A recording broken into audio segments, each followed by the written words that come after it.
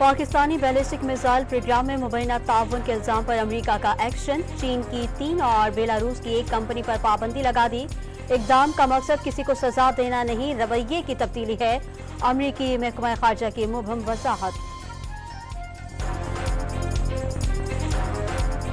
وزیر خزانہ کی واشنگٹن میں ملاقاتوں کا سلسلہ جاری، چینی ہم منصب سے ملاقات میں پاکستان میں چینی شہریوں کے تحفظ کی یقین دہانی، سی پیک مثالی منصوبہ قرار، چینی ٹی وی کو انٹرویو میں معاشی اصلاحات مکمل کرنے کا عزم، ورلڈ بینک کے نائب صدر سے ملاقات میں مختلف منصوبوں پر گفتگو۔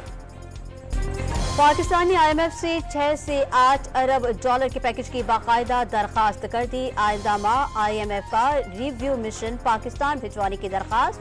آئی ایم ایف بورڈ کا 29 اپریل تک کا شیڈول جاری، پاکستان ایجنڈے میں شامل نہیں۔ جیکب آباد میں حساس اداروں اور پولیس کی کارروائی، غیر قانونی جدید جنگی ہتھیار اور گولیوں کی بڑی کھیپ کی بلوچستان سے سندھ سمگلنگ ناکام بنا دی، پولیس افسر اور اہلکاروں سمیت 7 ملزمان گرفتار، سمگلنگ میں استعمال کی جانے والی ایک گاڑی سندھ کابینہ کے رکن کی ملکیت نکلی۔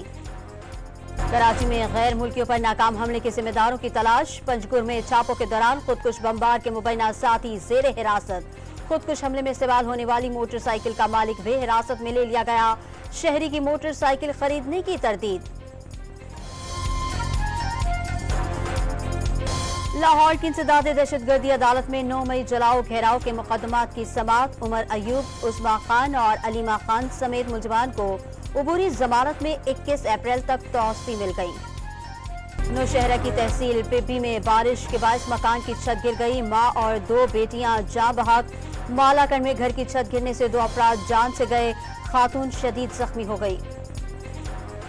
کباڑی مارکیٹ میں مسلح ملزمان کی دن دہاڑے واردات، موٹر سائیکل سوار 2 ملزمان نے اسلحے کے زور پر شہری کو لوٹ لیا، واردات کی سی ٹی وی فوٹیج سامنے آ گئی۔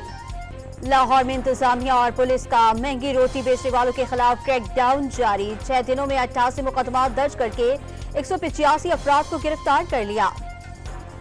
غزہ پر صہیونی بمباری سے 24 گھنٹوں میں مزید 42 فلسطینی شہید، 196 روز میں شہداء کی تعداد 34,000 سے تجاوز کر گئی، رفح کے اطراف اسرائیلی فوجیوں کی تعداد بڑھا دی گئی۔